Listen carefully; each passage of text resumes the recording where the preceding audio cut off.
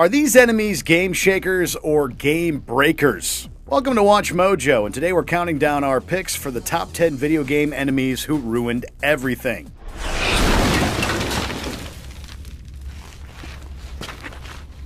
For this list, we're taking a look at video game enemies that kind of contradict what their games communicate to the player.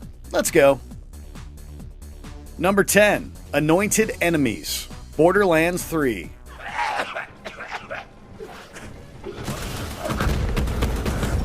Typically, games will make enemies tougher by equipping them with stats or increasing base stats. Borderlands 3 earns brownie points for getting more creative with its new Game Plus enemies known as the Anointed, but it also goes a little overboard. Eventually, the game gets to a point where enemies will boast buffs that can kill you in one hit. Given how many enemies you usually face in one combat encounter, you'll begin dying at an unreasonable rate. Because hey, it's New Game Plus, and we clearly didn't make it hard enough the last couple runs. Guess you can say that they put the Annoy in Anointed. See what we did there? Alright. Number 9. Creepers. Minecraft.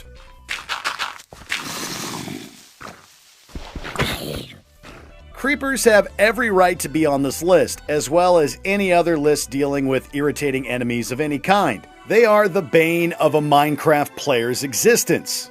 After hours of harvesting wood and trying to make your house as big and majestic as it can be, a creeper can easily decimate that hard work in a couple of seconds. The worst part is that these guys make absolutely no sound, meaning they can easily catch you off guard and potentially kill you.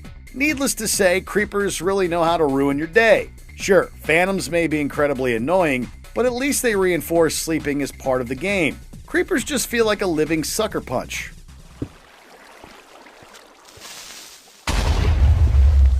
Number 8. Cazadors. Fallout. New Vegas.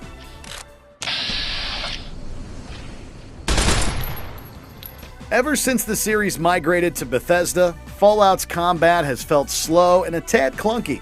But hey, at least that means you're safe from enemies that boast insane agility, right? Wrong. The Cazadors have developed a notorious reputation among the Fallout community for how fast they can dodge attacks, as well as their ability to poison you. Yes, we know we can use VATS on them, but when they soak up bullets like a freaking sponge, sometimes it just feels easier to give up. Honestly, Cazadors make bloatflies seem pleasant by comparison.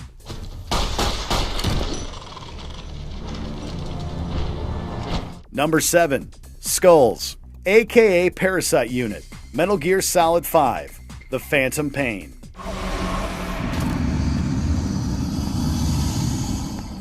Let's get something straight. We all know Metal Gear Solid is primarily a stealth series, right?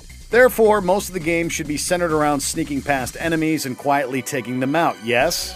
Okay then, so why in the hell does Phantom Pain have enemies like skulls? Not only does the game tout those guys like mini-boss encounters, but it is virtually impossible to do any non-lethal takedowns against them. By the time Phantom Pain was released, MGS was already established as a game of sneaking past enemies, not trying to be Call of Duty. Phantom Pain?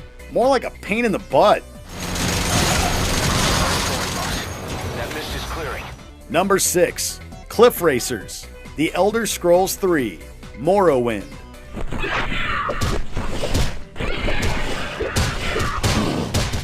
Most enemies in the Elder Scrolls games will leave you alone if you run away for a certain period of time. But not the Cliff Racers. These persistent bird brains are practically a forced combat encounter. When you attract the attention of a Cliff Racer, it will follow you everywhere you go until you deal with it, which can make a player dread traveling to a new area. Choose to ignore them too long and you could wind up with a deadly pack of them on your tail. These enemies are so widely hated by the Elder Scrolls community that people have gone out of their way to create mods that completely removed them from the game.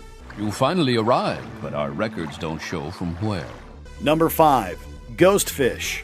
Ninja Gaiden series.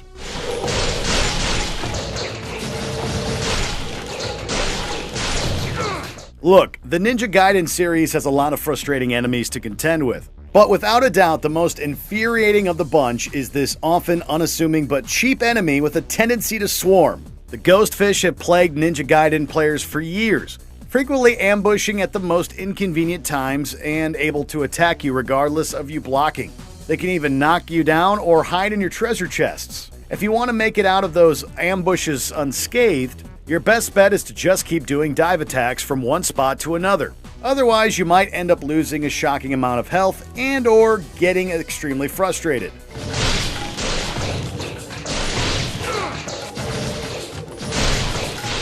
Number 4. Marauder and Tentacles, Doom Eternal.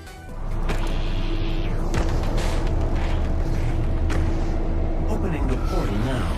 We were considering the original version of the Archvile, but the Marauder and Tentacles of Doom Eternal have the community irked. For starters, tentacles will pop out directly in front of you and give you a good smack before you can pull the trigger. This makes it insanely hard to survive Ultra Nightmare runs. As for the Marauder, some players have had issues with how he disrupts and slows down the flow of combat, demanding your full attention. In order to stand a chance against him, you basically have to clear the room while he's assaulting you. Yeah, id Software may have gone overboard with these guys. My eyes have been opened. Number 3. Stone Angels, Ghostbusters, the video game. The only hope we have is to stay alive and keep them away from the Ecto.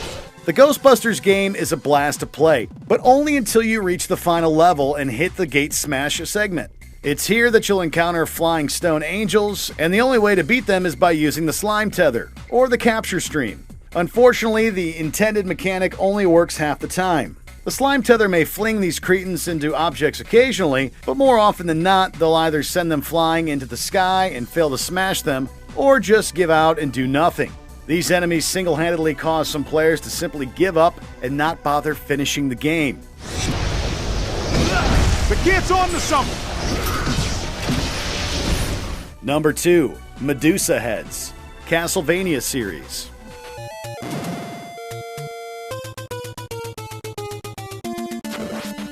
As much as we love the Castlevania games, one thing that really irritates us is how bad the knockback is whenever you get hit or are touched by an enemy.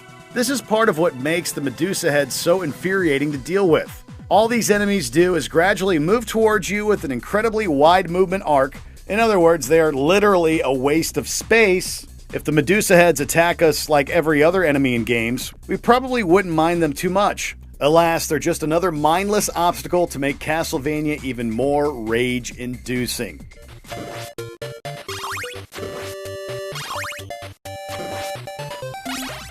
Before we continue, be sure to subscribe to our channel and ring the bell to get notified about our latest videos.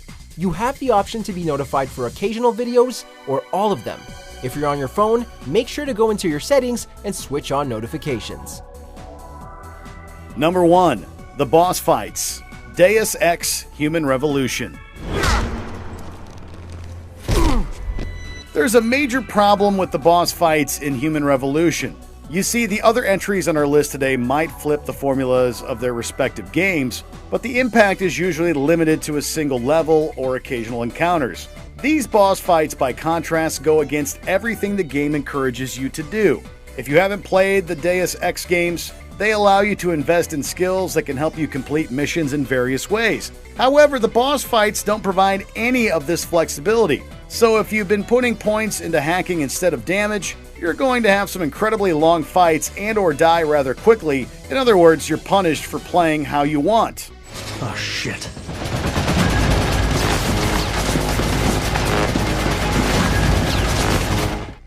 In the mood for more awesome gaming content? Be sure to check out this video here on Mojo Plays. And don't forget to subscribe and ring the bell to be notified about our latest videos.